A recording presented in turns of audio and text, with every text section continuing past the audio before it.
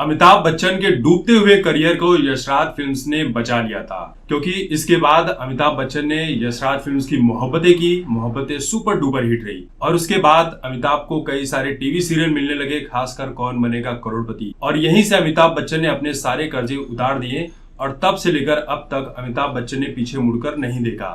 उसके बाद अभिषेक बच्चन आए फिल्मी दुनिया में। उसके बाद अभिषेक बच्चन ने भी यशराज की बंटी और बबली की। बंटी और बबली भी सुपर डुपर हिट रही और इस फिल्म को काफी पसंद किया जाने लगा। इस फिल्म में रानी मुखर्जी के साथ काम किया था और इस फिल्म के बाद ही दोनों के शादी के चर्चे भी होने लगे थे, लेकिन दोनों की शादी नहीं हो सकी, किसी वजह से टूट गई।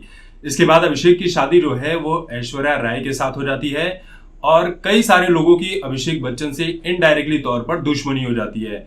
रानी मुखर्जी की भी दुश्मनी हो जाती है, करिश्मा कपूर की भी हो जाती है और सलमान खान की तो दुश्मनी बनती ही है भाई। मतलब एक शादी से, ऐश्वर्या राय से शादी करने से इतने सारे लोगों से अभिषेक बच्चन की इनडायरेक्टली तौर पर दुश्मनी हो गई। फिर उसके कुछ समय बाद अभिषेक बच्चन जो है वो धूम सीरीज में भी दिखाई पड़े। धूम सीरीज की फिल्में भी काफी सुपर डुपर हिट रही थी और अभिषेक बच्चन इसमें जाना पहचाना नाम बन गए थे। उनके बिना ये फिल्म अधूरी है, क्योंकि मेन किरदार बदल रहा था। अभिषेक बच्चन, आदित्य चोपड़ा ये हर फिल्म में नजर आ रहे थे।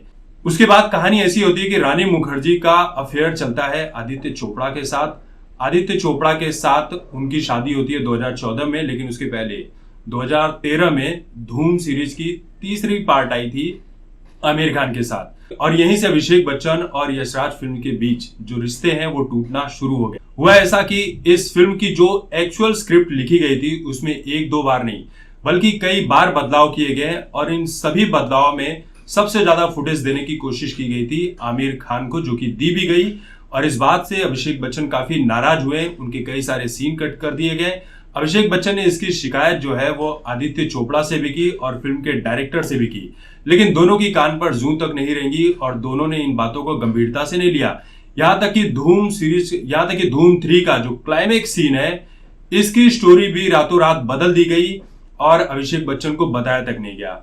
अभिषेक बच्चन इस बात से बहुत ज्यादा नाराज हुए और उन्होंने आदित्य चोपड़ा को सीधे सीधे तौर पर यह कह दिया कि धूम सीरीज की अगली किसी भी फ्रेंचाइजी में वो काम नहीं करेंगे।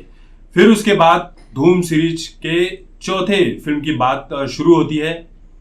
अभिषेक बच्चन को अप्रोच किया जाता है यशराज फिल्म की तरफ से, लेकिन अभिषेक बच्चन ये कह देते हैं कि मैं अब इस फिल्म का यानी कि धूम सीरीज का हिस्सा नहीं हूं, मुझे काम करने में कोई भी इंटरेस्ट नहीं है। फिर उसके बाद बात आती है कि बंटी और बबली 2 बन रही है। बंटी और बबली 2 के लिए भी अब पहली फिल्म में अभिषेक बच्चन और रानी मुखर्जी हैं तो दूसरी फिल्म में भी वही होंगे, लेकिन अभिषेक बच्चन ने यह कह दिया कि मैं यशराज फिल्म की किसी भी फिल्म में काम नहीं करूंगा, क्योंकि मेरे साथ ऐसा ऐसा हुआ है और जो एक बार मैंने कमिटमेंट कर दी मैं उससे पीछे हटने वाला नहीं हूं। थक हार कर यशराज फिल्म्स ने सैफ अली खान को साइन कर लिया बंटी और बबली 2 के लिए। अब यहां पर यह अंदेशा लगाया जा रहा है कि इन सब के पीछे रानी मुखर्जी का हाथ है, क्योंकि रानी मुखर्जी की शादी जो है वो अभिषेक बच्चन के साथ नहीं हुई थी। रानी मुखर्जी बदला ले रही है, लेकिन एक्चुअल कहानी क्या है ये कोई नहीं जानता है। लेकिन आप ये कह सकते हैं कि यशराज फिल्म्स और अमिताभ बच्चन के परिवार के बीच में जो एक अच्छा रिश्ता था, एक अच्छी बॉन्डिंग थी, वो किसी न किसी रीजन के चलते टूट गई और आदित्य चोपड़ा और अभिषेक बच्चन के बीच एक लंबी दरार पैदा हो गई है। अब बॉलीवुड में हो ऐसा रहा है कि सलमान खान फिल्म्स का एक अलग ही कैंप चल रहा है, एकता कपूर का अलग, साजिद नडियाद वाला अलग, करण जौहर अलग और यशराज फिल्म्स अलग। ऐसे कई सारे कैंप बन चुके हैं और लोग जिस कैंप से जुड़ते हैं वो उसी कैंप की फिल्मों में काम करते हैं और अगर किसी की एक दूसरे से दुश्मनी हो रही है तो वो उस कैंप की फिल्मों में काम नहीं करता है और उस सितारे के साथ, उस डायरेक्टर के साथ बात भी नहीं करता है। अब इस तरह की कई सारी चीजें चल रही है, लेकिन इसका बॉलीवुड पर क्या असर पड़ेगा ये तो आने वाला समय बताएगा। लेकिन बॉलीवुड में फूट जरूर पड़ चुकी है जो आपके सामने आने नहीं देना चाहते हैं, क्योंकि बॉलीवुड वैसे ही बहुत ज्यादा घाटे में चल रहा है। एक सूर्यवंशी के हिट हो जाने से, 200 करोड़ की कमाई कर लेने से बॉलीवुड का जो करियर है आगे का वो सुधर जाएगा।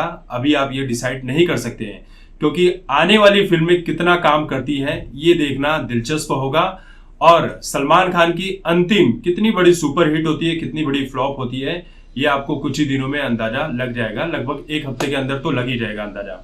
वैसे कई लोग तो ये भी सवाल उठा रहे हैं कि जब थिएटर्स खाली हैं तो सूर्यवंशी ने 200 करोड़ कमाए कैसे। लेकिन आपको ये बात माननी होगी कि सुशांत सिंह राजपूत केस का बॉलीवुड के ऊपर बहुत गहरा असर पड़ा है, कहीं ना कहीं पड़ा है, लेकिन शायद बॉलीवुड इसे मानने के लिए तैयार नहीं है।